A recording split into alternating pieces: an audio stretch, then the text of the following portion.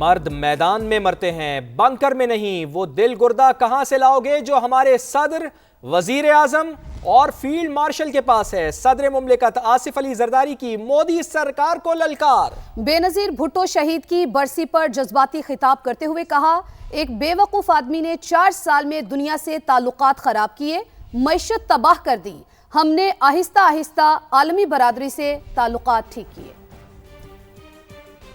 M S ادھری ہے، اس نے آ کے مجھے کہا کہ سر وہ جنگ شروع ہو گئی ہے تو وہ بنکر میں چلے۔ میں نے کہا میدان میں مرتے ہیں، یہاں نہیں مرتے بنکروں میں بیٹھ کے۔ یہ بھول جاؤ کہ روٹی ہوگی گولی ہوگی، ہم گولیاں ماریں گے۔ اتنا ایسا چیف بنایا فوج کا جس نے آنکھوں میں آنکھیں ڈال کے انڈیا کو ایسا منہ توڑ جواب دیا کہ ان کو پتہ پڑ گیا کہ یہ کھیڈ نہیں ہے وانیا دی، کہ 4 دن تمہاری ٹانگیں نہیں کھڑی ہو سکی۔ وہ دل گردہ کہاں سے لاؤ گے جو ہمارے چیف کا ہے؟ اگر دوبارہ کسی میلی آنکھ سے کسی ملک نے بھی دیکھا پاکستان کی طرف تو یاد رکھو کہ یہاں آصف زرداری بیٹھا ہوا ہے۔ اگر کوئی ہماری ساتھ ہمارے گریبان میں ہاتھ ڈالے گا تو ہم اس کو 2 پی پچاٹ ماریں گے، جس طرح ہم نے انڈیا کو مارا تھا۔ ایک بیوقوف آدمی نے 4.5 سال میں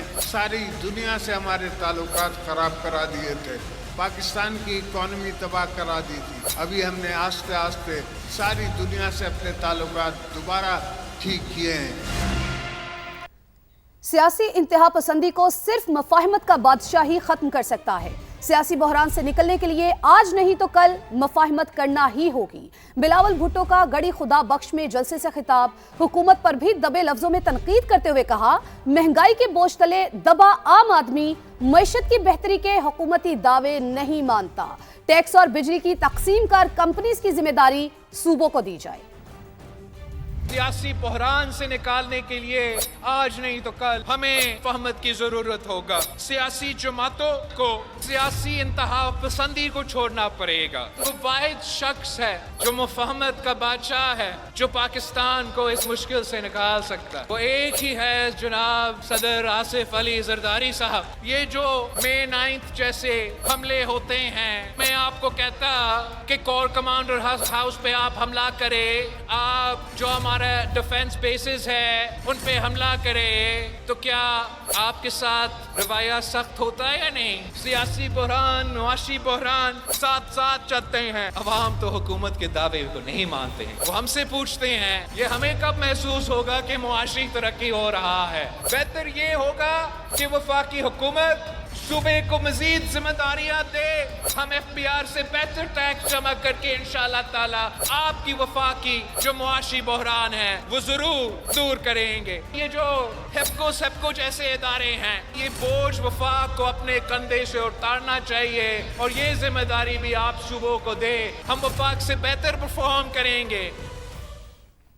جن جنگی جہازوں نے بھارت کے طیارے گرائے وہ صدر آصف علی زرداری نے منگوائے۔ چیئرمین پاکستان پیپلز پارٹی بلاول بھٹو زرداری کا دعویٰ، کہا بھارت آج تک پاکستان کے ہاتھوں عبرتناک شکست کو ہضم نہیں کر سکا، ہمارے فیلڈ مارشل کا نام سن کر مودی چھپ جاتا ہے۔ پاکستان کا جو آپ کا سب سے بڑا کامیابی ہے وہ یہ کہ مئی کے مہینے میں ہمارا افواج نے پاکستان بحیثیت قوم نے بھارت کو شکست دلوایا جنگ کے میدان میں۔ فیلڈ مارشل صاحب کا نام سنتے ہی مودی چھپ ہی جاتا ہے، غائب ہو جاتا ہے۔ دنیا کے بڑے بڑے فورمز پہ جہاں وزیر اعظم بھارت کا تقریریں کرتا تھا، پاکستان کے بارے میں پتہ نہیں کیا کیا کہتا تھا، اس مئی کے چند دنوں کے رات کے بعد وہ بھارت کا وزیر اعظم غائب ہو چکا۔ اور یہ صدر زرداری ہی تھا جس نے چین سے وہ ہوائی جہاز منگوائے تھے جنہوں نے بھارت کے 6 جہاز گرا کے اس جنگ میں کامیابی حاصل کی۔ دختر مشرق شہید جمہوریت مسلم دنیا کی پہلی منتخب خاتون وزیر اعظم محترمہ بے نظیر بھٹو کی شہادت کو 18 برس بیت گئے۔ گڑی خدا بخش میں جلسے میں بڑی تعداد میں لوگوں نے شرکت کی۔ نون لیگ کے سینئر رہنماؤں پر مشتمل وفد بھی گڑی خدا بخش پہنچا۔ پیپلز پارٹی پارٹی کی قیادت سے ملاقات کی، قومی اور سیاسی امور پر تبادلہ خیال کیا گیا۔ وزیر داخلہ محسن نقوی بھی سٹیج پر صدر مملکت آصف علی زرداری کے ساتھ بیٹھے رہے، ان کے ساتھ مختلف موضوعات پر تبادلہ خیال کرتے رہے۔ بی بی کے یوم شہادت پر وزیر اعظم شہباز شریف نے بھی پیغام جاری کیا، شہید محترمہ کو خراج عقیدت پیش کیا، ان کی قربانیاں اور خدمات کو مشعل راہ قرار دیا، قانون کی حکمرانی کا سفر آگے بڑھانے کا عزم دہرایا۔ پی ٹی آئی مذاکرات کرنا چاہے تو حکومت تیار ہے، جمہوریت بات چیت سے آگے بڑھتی ہے، ڈیڈ لاک سے نہیں۔ سردار ایاز صادق اور رانا ثناء اللہ کی ایک بار پھر پیشکش، کہا بانی پی ٹی آئی ڈائیلاگ پر یقین نہیں رکھتے، کسی کو انارکی پھیلانے کی اجازت نہیں دی جائے گی۔ جمہوریت جو ہے وہ ڈائیلاگ سے آگے بڑھتی ہے، ڈیڈ لاگ سے نہیں۔ پی ٹی آئی کے جو بانی ہیں سیاسی ڈائیلاگ پہ یقین نہیں رکھتے، اور جیل میں بیٹھ کے کسی کو یہ اجازت نہیں دی جا سکتی کہ وہ جو ہے وہ ملک میں افراتفری اور انارکی پھیلانے کے لیے پلاننگ کریں، جو کہ بانی پی ٹی آئی اس وقت جو ہے اپنی ملاقاتوں کے تھرو اس قسم کی میسیجنگ کرتے ہیں۔ ہم ہمیشہ سے مذاکرات کے لیے تیار رہے ہیں، اب بھی ہے۔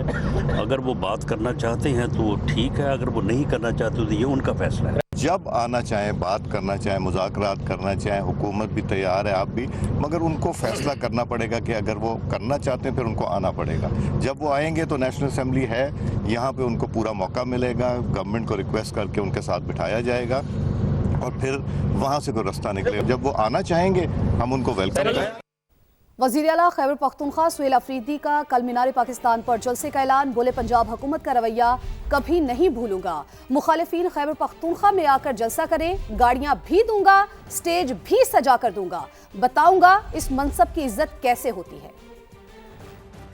کل اتوار کا دن ہے 6 بجے میں مینار پاکستان میں جلسہ اناؤنس کرتا ہوں اور یہ اپنے لیے گراؤنڈ پسند کریں۔ کل کا دن اگر نزدیک ہے تو کل کا دن بھی لے لیں، اگلے ہفتے کو یہ اناؤنس کریں میں خیبر پختونخوا میں ان کے لیے سٹیج بھی سجاؤں گا، اگر یہ ٹرانسپورٹ نہیں دے سکتے لوگوں کو ٹرانسپورٹ بھی میں دوں گا، یہ خیبر پختونخوا میں جلسہ کریں اور میں لاہور میں جلسہ کروں گا۔ ہمارا آئین ہمیں اجازت دیتا ہے کہ رائٹ ٹو اسمبلی، کہ ہم جلسہ بھی کریں اور پرامن احتجاج بھی کریں، لیکن یہاں پر ایک صوبے کا چیف ایگزیکٹو صرف ملاقاتوں کے لیے آ رہا ہے اور ہمارے 1000 سے زیادہ کارکنوں نے اٹھا لی ہے۔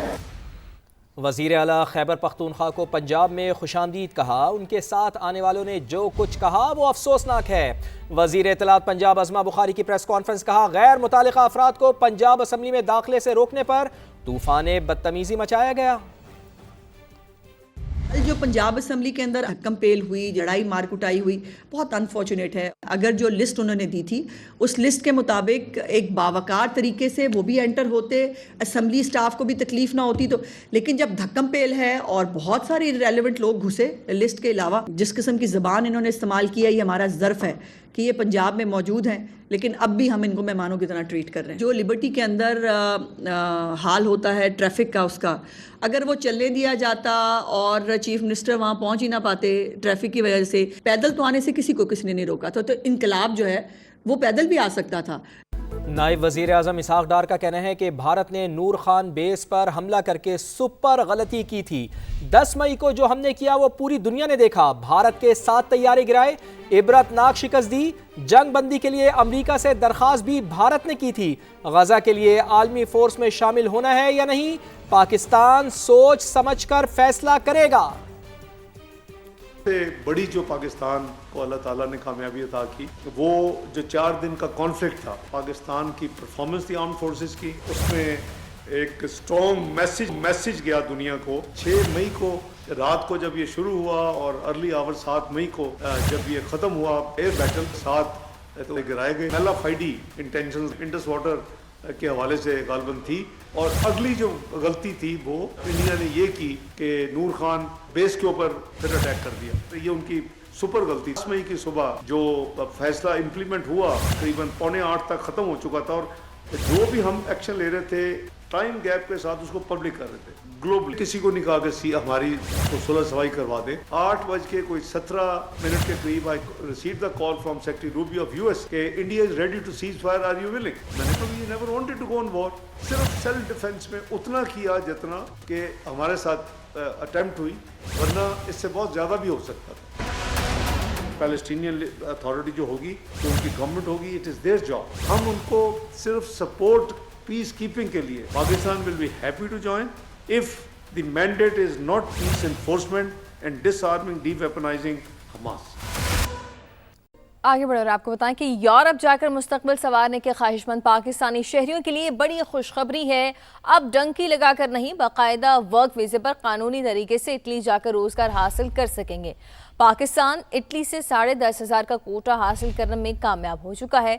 इस पर तफसीलात क्या हैं जानते हैं। इस्लामाबाद में सभा के नुमाइंदा उस्मान जावेद हमारे साथ मौजूद हैं। उस्मान, बताइएगा इस हवाले से क्या डिटेल्स हैं? देखें, पाकिस्तानी हुनरमंद और नीम हुनरमंद वर्कर्स के लिए बड़ी खुशखबरी ये है कि उनके लिए यूरोप इटली के दरवाजे खुल गए हैं। इटली ने पाकिस्तान को आइंदा 3 साल के लिए 10,500 मुलाजमतों का कोटा अलाट किया है। 3 सालों में हर साल 3,500 पाकिस्तानी वर्कर्स सीजनल और नॉन सीजनल बुनियादों पर इटली जा सकेंगे, जिसमें 1,500 सीजनल और 2,000 नॉन सीजनल कोटा शामिल है। इटली की जानिब से पाकिस्तान को ship breaking, hospitality, health care और ज़राअत के शोबों में कोटा दिया गया है। इन बहुत शोबों शुक्रिया में उस्मान, हमें अपडेट कर रहे थे। पाकिस्तान इटली से 10,500 का कोटा हासिल करने में कामयाब हो चुका है। इस पर तफसीलात क्या हैं जानते हैं। इस्लामाबाद में सभा के नुमाइंदा उस्मान जावेद हमारे साथ मौजूद हैं। उस्मान, बताइएगा इस हवाले से क्या डिटेल्स हैं? देखें, पाकिस्तानी हुनरमंद और नीम हुनरमंद वर्कर्स के लिए बड़ी खुशखबरी ये है कि उनके लिए यूरोप इटली के दरवाजे खुल गए हैं। इटली ने पाकिस्तान को आइंदा 3 साल के लिए 10,500 मुलाजमतों का कोटा अलाट किया है। 3 सालों में हर साल 3,500 पाकिस्तानी वर्कर्स सीजनल और नॉन सीजनल बुनियादों पर इटली जा सकेंगे, जिसमें 1,500 सीजनल और 2,000 नॉन सीजनल कोटा शामिल है। इटली की जानिब से पाकिस्तान को ship breaking, hospitality, health care और ज़राअत के शोबों में कोटा दिया गया है। इन बहुत शोबों शुक्रिया में